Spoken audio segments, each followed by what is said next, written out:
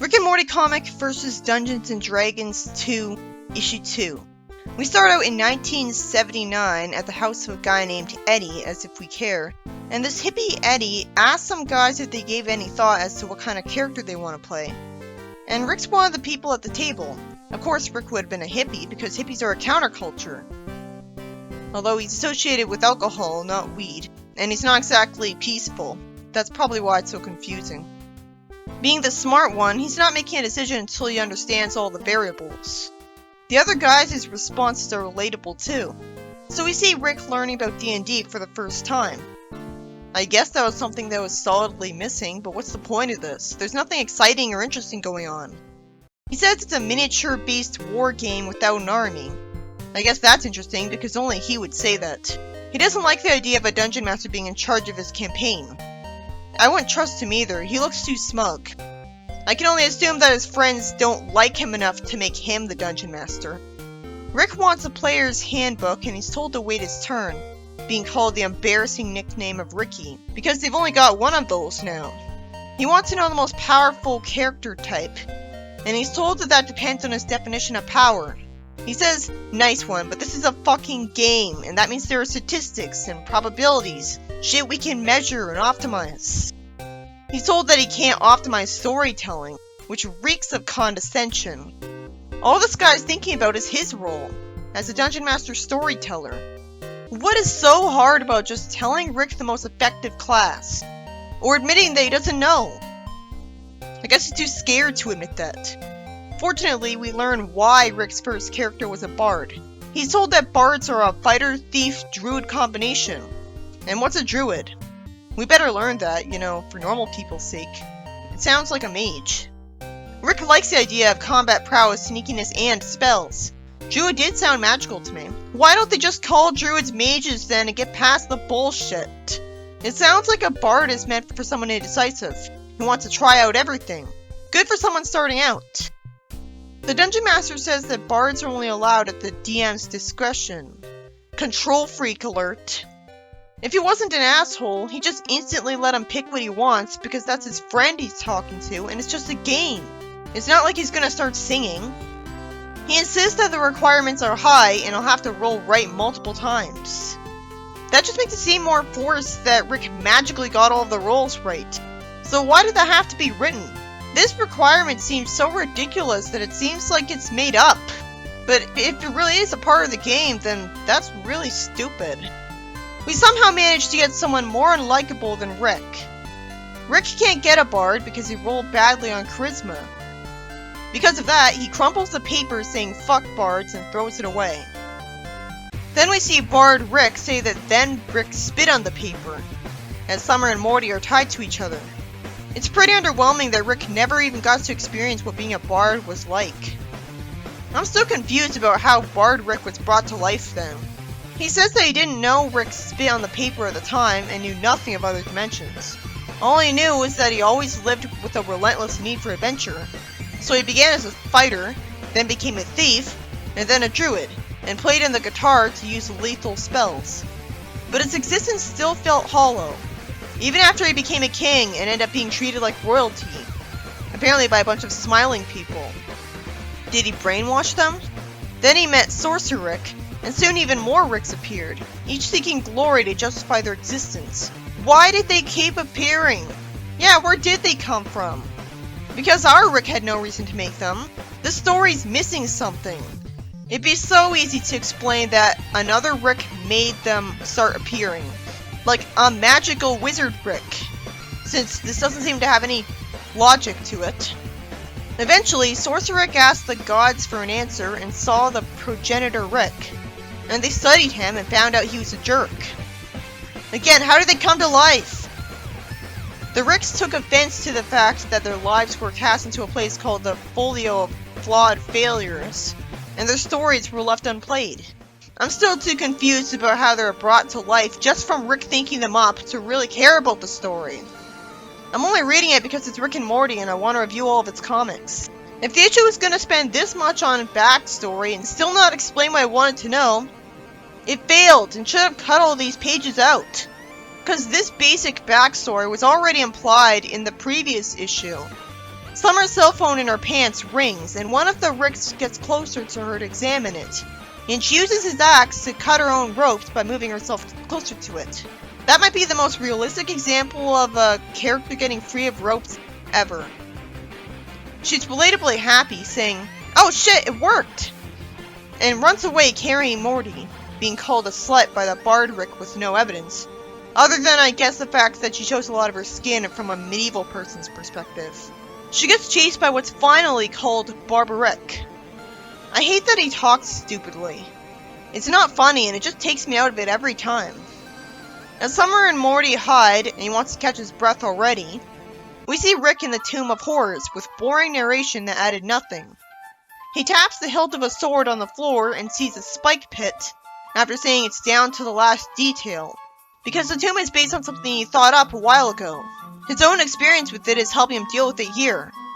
Yeah, I don't know what they were thinking putting him through this and expecting him not to survive when he already has experience with it in a game. That'd be like Eggman making Sonic go through Sonic 1 again when Sonic remembers everything about it. We see Rick deal with the tomb confidently in a bunch of time skips. So easily that I'm not sure there's anything for me to say about it. It's all fantasy cliches. I guess the secret levitation room was kind of creative. We see Barbaric sleeping, and Summer reveals out of nowhere that Barbaric's a she. I'd never expect Rick to want that. Once again, I only noticed the character's eyelashes after the fact because he's so masculine in every other way, and I'm always focused on the dialogue. The eyes are such a small part of the body. Summer whispers to Morty that she's sleeping. I guess Summer's really desperate if she thinks any police, let alone a SWAT team, would be effective against a bunch of magical Ricks. It's irresponsible to risk their lives against Ricks. Inconveniently, it turns out she dropped her phone. I wouldn't think that would happen. She asks where Morty's phone is. There's never any focus on Morty's phone, so it's odd to think he even has one. He says Rick fused his phone with some sort of sentient beef tongue and it kept licking him when he was sleeping. So he threw it out instead of asking Rick to turn it back to normal. Really? What'd Rick think he had to gain in that? Why did it... If it was able to go to his bed while he was sleeping, why did he think it would stay in the trash? Summer gets spotted because her cell phone goes off again. I always wondered if her and Morty talking to each other for so long would backfire on them, and it did because they would have been far away from the house using the phone by now if they didn't insist on talking to each other. Morty jumps on Barbaric's back holding some knives, and then reminded of how Morty is supposed to be seen because he feels guilty and says he didn't mean to make her unable to feel her legs. Summer says that while it was gross, he did the right thing. We see Rick casually having a conversation with a floating skull that has a black text bubble collar to look menacing. The skull says that he thought for sure his Rolling Stone juggernaut would crush Rick, and Rick says that whole hallway is filled with sleep gas, so fuck that. The skull actually agrees, and he says he's teleported thousands of adventurers back to the start of the dungeon naked, and Rick laughs with them. The skull says, "I know, right? You wouldn't think it would still be funny after all these years, but it's fucking hilarious every single time." That's actually endearing. He's mean, but at least he has a sense of humor. And it helps that another character's laughing too, to the point of tears. Good for Rick. They relate to each other a lot. The skull says that they're both evil geniuses built for immortality and are better served slaying the unworthy, not each other. Rick's complimented on his appearance as I wish I knew how their convenient conversation started because he wanted to kill Rick earlier. You'd think he'd be mad at his failure. Because he asked the skull to teleport him back where he came from and never told the skull he came from Earth in all that time, he merely got teleported back to Borden. So he tells off the villagers in a relatable moment, and he shows self-awareness of how bad his naming is sometimes. He's better than Eggman who wouldn't notice, and he treats his henchmen even worse. He goes to a blacksmith and says he'll take care of it himself. He says he can't go taking whatever he wants, and he smacks him with a hammer saying that none of this is real and he created all of this place, including him. So he sends him into the fire for trying to keep him from building a portal gun and getting home, which would have easily been avoided. I thought the blacksmith would just let him do his thing, be impressed by how smart he was. But oh no, he got mad at him for wanting to take stuff. So we see Rick smack a metal thing with a hammer while holding it still with a tong. I guess the tong is made of material that doesn't conduct heat well, or better yet, the glove he's wearing is heat-proof. So that's why it doesn't get burned from the convection of the hot metal. He uses a nail file on a device after using tongs to put it in a red jelly-like thing that he somehow made. He says good times, and we see a backup power cell that's actually shaped like a tooth. So he was smart enough to keep a backup portal gun battery in his tooth. Because unlike Eggman, he can think ahead. But not too much, because it turns out he can't use the portal gun. After I was wondering why he was able to do something like that here. As it turns out that all those years ago, Rick says that there wouldn't be any sci-fi stuff in his fantasy campaign world. It still doesn't explain how the hell his portal gun can't work if he thought it could. If physics and science worked differently in any way, the world wouldn't even be survivable. That's a diabolos ex machina. It could have easily not been written that he tried to make a portal gun. Rick never specifically outlawed portal guns. I never thought he would make a portal gun, because why would he have access to the ingredients for it in a medieval world? After our intelligence is insulted, because I'm expected to believe that Morty told 911 the truth, and expected to be taken seriously. Like, I didn't even bother reading all of what he said, because that was such a cringe-worthy, socially awkward mistake. We see Beth and Jerry on their way home, happy that they got a discount from a store.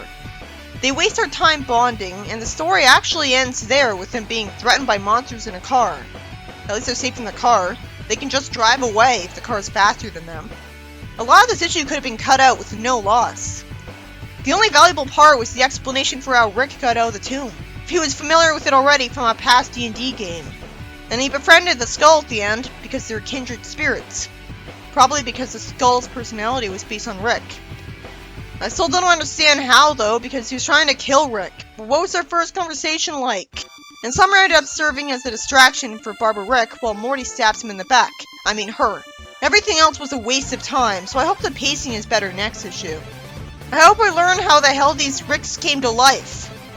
It would have been so easy for the story to have kept things simple and made them alternate universe Ricks and that's all. Or not had them be Ricks at all. But no. I haven't seen them drinking. They want to take over the world. So they're not Ricks. So why do they have to look like them?